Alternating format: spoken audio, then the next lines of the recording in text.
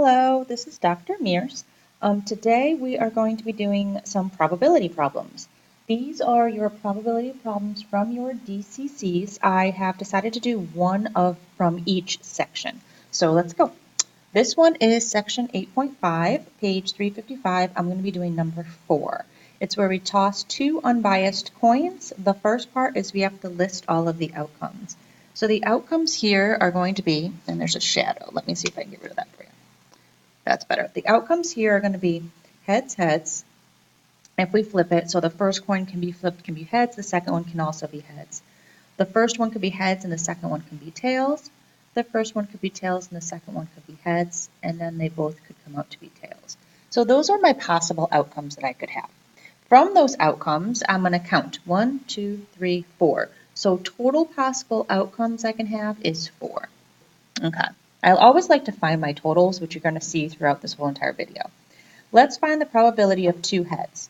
So what we have to do is we have to see which one of these choices have 2 heads in it. So when I flip a coin, I get 2 heads. And there's only one choice, this one. So for my probability, I have 4 total choices. That's why I like to find my total. And I only have one of them that could be 2 heads.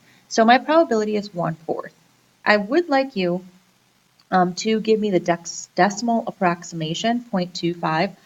For the speed of this video, though, I am not going to be dividing out for a decimal. You can do that on your own. It's just the top divided by the bottom, numerator divided by denominator. So I'm just going to keep everything in fractions, and you can go back after and divide it out.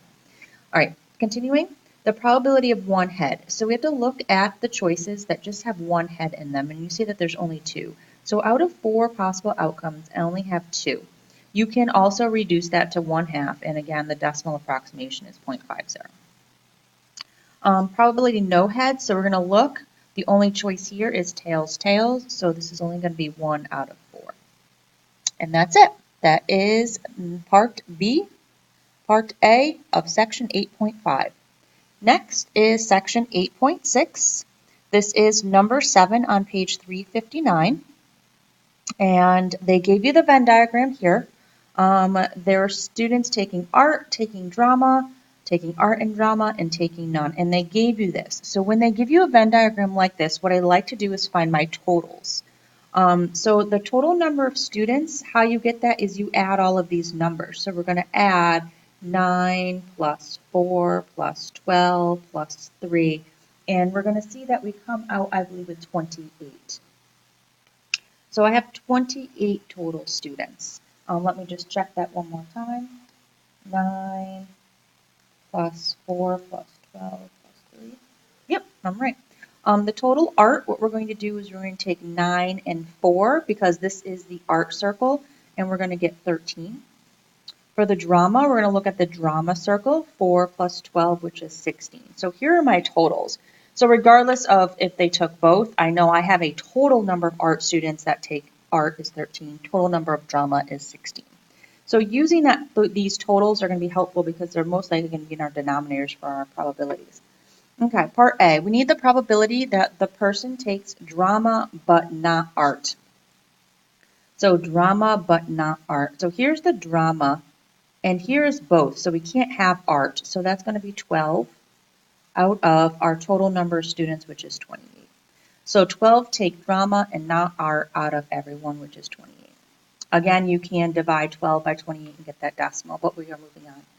Drama given art.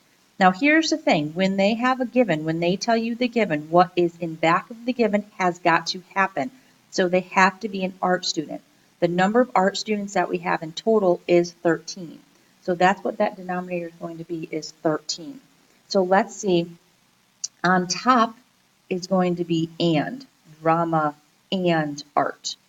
So drama and art is only this number 4. So that we're going to have 4 divided by 13. So the probability is 4/13. So you can divide that out to get the decimal. Okay, both given drama. So given drama. So that has to be the denominator. So how many drama students do we have? We have 16 total drama students, so that's going to be the denominator. Now they have to take both, so that means art and drama given drama. So that again is going to be our middle. Both and drama is 4, so 4 out of 16. You can reduce that to 1/4 and then again to 0.25. Probability neither, now we are back at just the regular total number of students, which is 28. Neither we see is the 3, so that's just 3 out of 28. And our last one, drama, given they take exactly 1. So now what we have to do is we have to find the total for exactly 1. So what we want to do is we're going to want to add 9 and 12. And I got that because art, this is just art. This is just drama. If I add these together, that's exactly 1.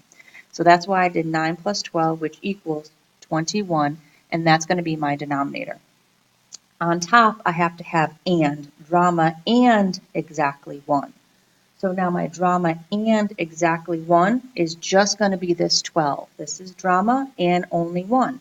So that's going to be 12 out of 21. So this has been Venn diagrams. We've done conditional probability, and we're moving on. Next section is 8.7. 8.7, I'm doing 2 examples. I'm doing page 361, number 6. I'm doing page 363, number 4. So 361, number 6, we had to decide, are the events mutually exclusive? The numbers are written on equal cards, so the cards are all the same size, and each card has the number 5, 6, 7, 8, 9, 10. So we have how many cards? 1, 2, 3, 4, 5, 6. So the total number of cards here are 6. So I didn't give myself a space to write that. So total equals 6. There's 6 numbers here that we can choose from. Okay. So we have to decide if these are mutually exclusive. A is a square number is chosen, and B is an even number is chosen. So when I do these, I like to write down the square numbers. So from here, square numbers are numbers that we can take the square root of and come out with a whole number. The only square number here is 9, so I'm just going to write that on top. Here, even number is chosen. So my even numbers are 6, 8, and 10. Even numbers are numbers that can be divisible by 2. So what I like to do for this one is draw a Venn diagram. And so we have A, we have B, and in A I have the number 9. In B I have 6, 8, and 10. Do they have any similar, oops, there you go, splash. Do they have any similar numbers? No. So that means that this space right here, which is really tiny, there's no number there. If there's no numbers, this is mutually exclusive. They have no outcome in common. Is mutually exclusive. Events have no outcome in common. And there's a couple different ways to actually write that, and using probability, we can say A and B equals an empty set. Or we can say the probability of A and B equals 0. So we could say it written out in English, events have no outcome in common. We can write it out as A and B equals an empty set, or we can write it out as probability A and B equals 0. Either way you want to write it, you do have to give me a reason. So state mutually exclusive and give me one of these reasons why. If it's not, they will have a number that they share. So, okay, page 363. Number 4, are the events independent? Now, independence, we have a rule here, and this is the rule. The probability of A and B, and remember, I'm using that symbol in my above problem, that was the and symbol, equals the probability of A times the probability of B. So to determine if they're independent, we have to actually go and use this rule. So first, again, I like to see my total number of students. So my total number of students, I'm going to have to add 4 plus 2 plus 6 plus 12. 4 plus 2 plus, so I have 24 total students. The total students taking art, I'm going to add 4 and 2, which is 6. The total students taking bio is 2 plus 6, which is going to be 8. Now that I have these totals, I'm able to figure out if they're independent. So first, let's figure out probability of A and B. So remember that was this one. So A and B, so out of the total, which is 24, out of the total, how many students take both? And that's 2. 2 out of 24. And I'm actually going to be doing that fraction, 2 divided by 24. I'm going to divide it out, which is 0.83. I want to make sure that the fractions and the decimals match up. Now we have to do this side. So now we have to find the probability of A and multiply it by the probability of B. So let's find that. So the probability of A, of taking art. So there's 6 students who take art out of 24. So 6 out of 24 times probability of B. B is students taking bio. There are 8 students out of 24 taking bio. So let's see what this comes out to be. 6 times 8 is 48. All I'm doing is multiplying across. I'm not even reducing it. I'm just going to multiply. You get big numbers, but in the end, you're just going to divide these out. I need to see if these two decimals equal out. So I'm just going to divide 48 by 576, and I get 0.083. Look at that. So the probability of A and B, which was 0.083, does equal the probability of A times the probability of B, which equals 0.083. Therefore, events are independent. If they are equal, they are independent. And this is how you prove it. Sorry, a little shaky here. Okay, that has been section 8.7, proving events mutually exclusive and independent. Moving on to our last section, which was section 8.9, I'm going to be doing 2 DCCs. The first one is page 368, number 2. The second one is page 371, number 5. These will be the last 2 that I'll be doing for this video. Page 368, number 2, what they say is we're going to be rolling a 5-sided dice twice. So 5-sided dice rolled twice. I'm going to write down the numbers that we can get. It's a 1, 2, 3, 4, or 5 that we're going to come out to be. So the total number of choices here are going to be 5. Okay. For these problems, I need to do a tree diagram because I need to lay out what my probabilities look like so I'm able to use my multiplication and addition rules. So before I even go through and answer any of these questions, I'm going to make my tree diagram down here. So tree diagram. Oh, my lights went off.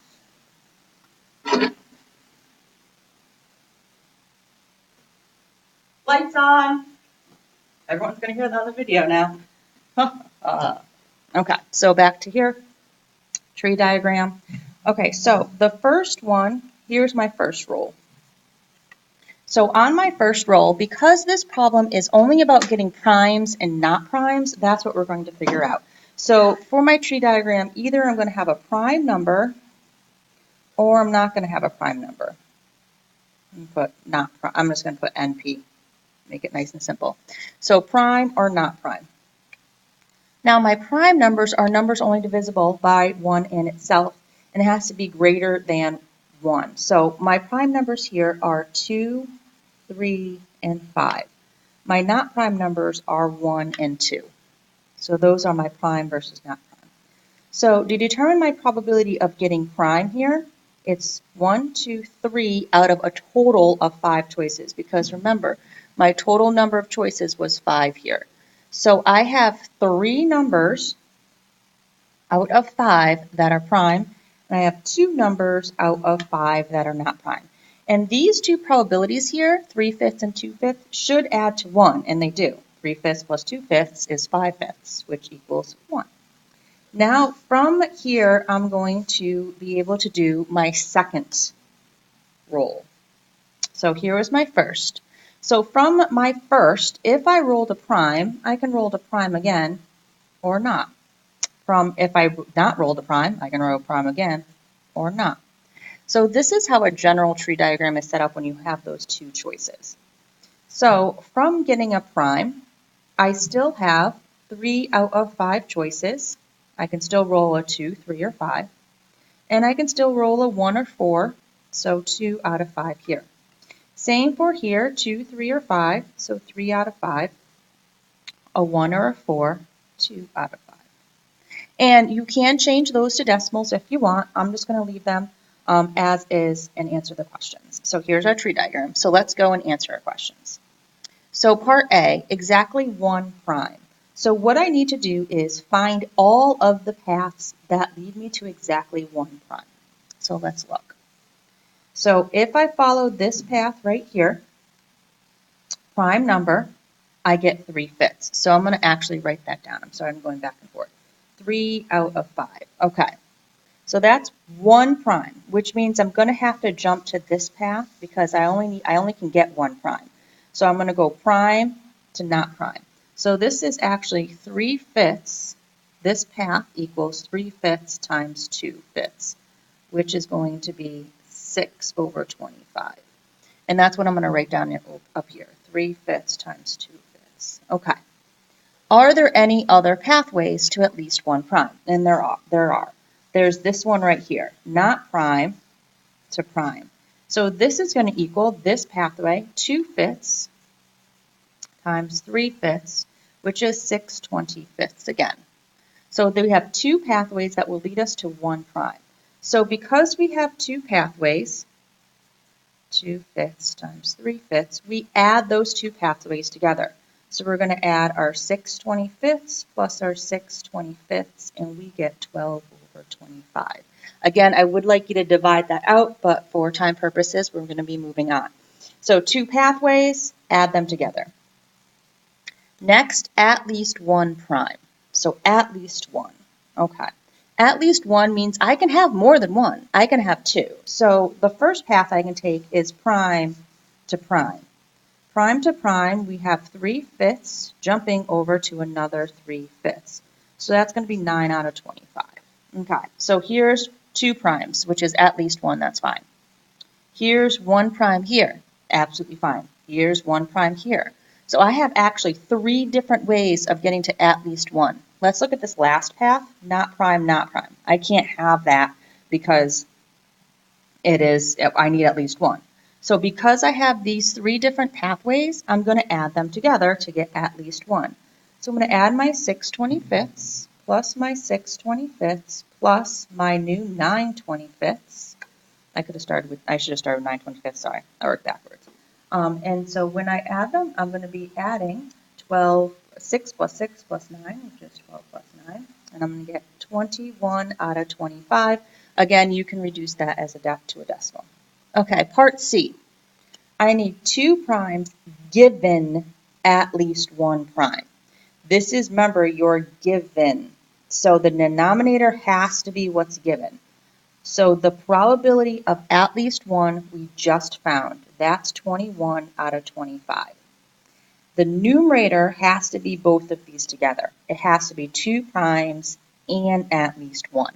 Well, the only way that we can get 2 primes and at least 1 is just taking the prime to prime path. So this is the only one that it could be, which is our 9 out of 25. So that's going to be our numerator, 9 out of 25.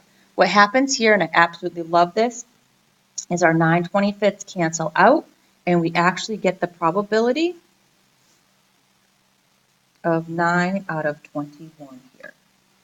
So 9 out of 21, you can reduce that to 3/7, which is the answer key in the book. Either way works. I do want the decimal as well. Okay, next one, part D. Prime on the first, given at least 1 prime. So here we are again, the given at least 1 prime, we know that probability, 21 out of 25. Now we have to do and, so prime on first and at least 1. So let's see which pathway or pathways that is. So I need a prime on my first and at least 1. So prime on my first, I can go prime, prime. So here's one pathway. Prime on my first and not prime, that still gives me at least 1. Here's another pathway. So I actually have 2 pathways. 2 pathways means you're going to add them together. So 9 out of 25 plus 6 out of 25. Adding the numerators, 9 plus 6 is going to give me 15. And so I'm going to have, 9 plus 5, 9 plus 6 is 15. So I get 15 out of 25, 21 out of 25, and that's going to reduce to 15 over 21. Let's check our math. We have 9 plus 6, which is 15 over 25, and 21 out of 25, that's good. The 15 and 21, so I have 15 out of 25. 15 out of 21, perfect. So here, again, the 25's crossed out. I had 2 paths on top. The given, I needed that to be the denominator. And there's your probability of prime on first given at least 1. Okay, next one, which is page 371. And this is going to be set up like your game. So when you start doing your games, this is how you're going to have to start writing them out. You're going to have to tell me what you have. You have 8 discs and a bad. 5 black, going too fast. 3 red. This is page 371, number 5, by the way. And here's the game that it told you. Choose a disc at random. Do not return it. Choose a second. This definitely is a tree diagram one, which you're most likely going to be doing a tree. We have to find the probability the second disc is red. So in order to do that, let's first set our tree diagram up. So we have a black disc and we have a red disc. And so this is our first pole. From here, our second pole, we can have a black or a red, and we can have a black or a red. So there are 8 discs. Of those 8 discs, 5 are black. Of those 8 discs, 3 are red. So 5 out of 8 and 3 out of 8. Now this is a not return. So if I take out a black, what happens is that now decreases the amount of blacks and it decreases the amount of discs. So now I only have 4 out of 7. The red stays as 3 out of 7. It stays as 3 because I didn't pull a red. I only pulled a black. So that's why only the black ones decrease. If I pulled a red, so if this didn't happen, if I pulled a red, that means that the red decreases along with the total and the blacks would stay the same. So here is my tree. So now I have to find the probability the second disc is red. So let's see the pathways that I can get to where the second disc is red. All right, so here we go. So my first pathway I can get to is black and then red. So that's going to be 5 out of 8 times 3 out of 7. That's going to be 15 out of 56. Okay, the second one is I can go red on the first, but then I would need a red on the second. So I'm going to do 3 out of 8 times 2 out of 7, which is 6 out of 56.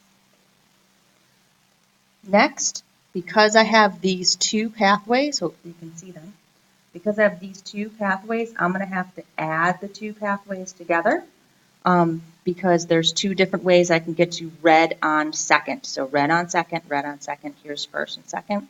So let's add 15 out of 56 plus 6 out of 56. And I'm going to come out with 21 out of 56. You can reduce that or you can divide it out. This is our last one, so I'm going to divide it out. So that gives you a 0.375 probability or 37.5% chance. So this is what your game is probably going to be looking like, shaping up to be, where you're going to be telling me what you have, how to play, and then setting up a tree diagram. So this is a really good one to end with. Hopefully this helped. This has been Probability and DCCs.